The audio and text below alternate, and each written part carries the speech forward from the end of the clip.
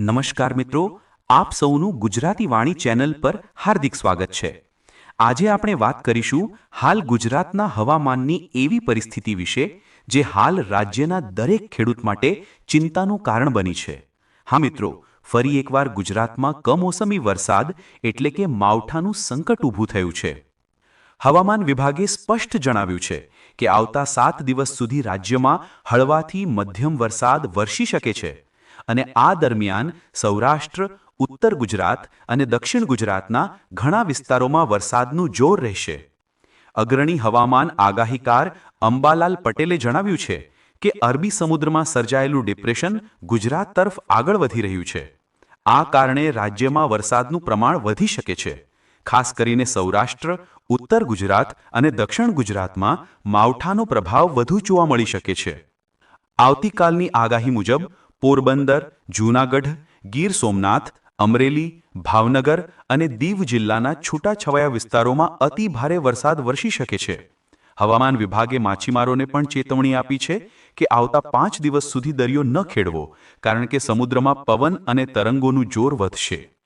હવે જાણીએ કે અંબાલાલ પટેલે શું આગાહી કરી છે। તેમના અનુમાન મુજબ આવતીકાલથી શરૂ થતા 2 દિવસ સૌરાષ્ટ્ર અને ઉત્તર ગુજરાત માટે ભારે સાબિત થઈ શકે છે। દક્ષિણ ગુજરાતમાં પણ ભારેથી અતિ ભારે વરસાદ થવાની સંભાવના છે।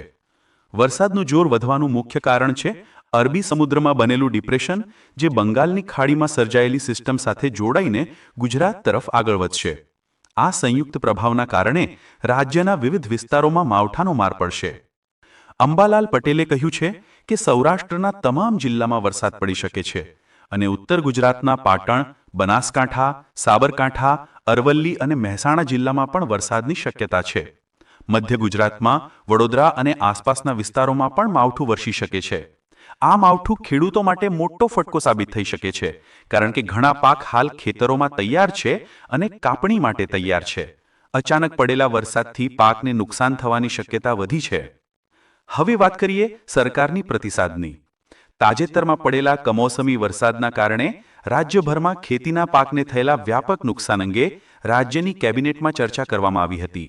મુખ્યમંત્રી ભૂપેન્દ્ર પટેલે આ સંકટ અંગે ઊંડી સંવેદના વ્યક્ત કરી હતી। તેમણે કહ્યું કે કુદરતે ખેડૂતના મોઢામાં આવેલો કોળિયો છીનવી લીધો છે, પરંતુ રાજ્ય સરકાર ખેડૂતની પડખે ઊભી છે। એસઈઓસી તરફથી પ્રાપ્ત માહિતી મુજબ ગુજરાતના 33 જિલ્લાઓના 239 તાલુકાઓમાં વરસાદ નોંધાયો છે। આ પૈકી 5 જિલ્લાઓમાં સૌથી વધુ નુકસાન થયું હોવાનું અનુમાન છે। પ્રાથમિક અંદાજ મુજબ 10 લાખ હેક્ટરથી વધુ વિસ્તારમાં પાકને નુકસાન થયું છે। મુખ્યમંત્રીએ સ્પષ્ટ આદેશ આપ્યો છે કે ટેકનોલોજીનો ઉપયોગ કરીને અને જ્યાં જરૂર હોય ત્યાં જમીન સ્તરે તપાસ કરીને 7 દિવસમાં નુકસાનીનો સર્વે પૂર્ણ કરવો। સરકાર દ્વારા જણાવવામાં આવ્યું છે કે સહાય કોઈ ઉપકાર નથી, પણ ખેડૂત પ્રત્યેની ફરજ છે। જે જગ્યાએ પાકને નુકસાન થયું છે ત્યાં ખેડૂતને યોગ્ય વળતર આપવા માટે સરકાર સકારાત્મક રીતે નિર્ણય લેશે।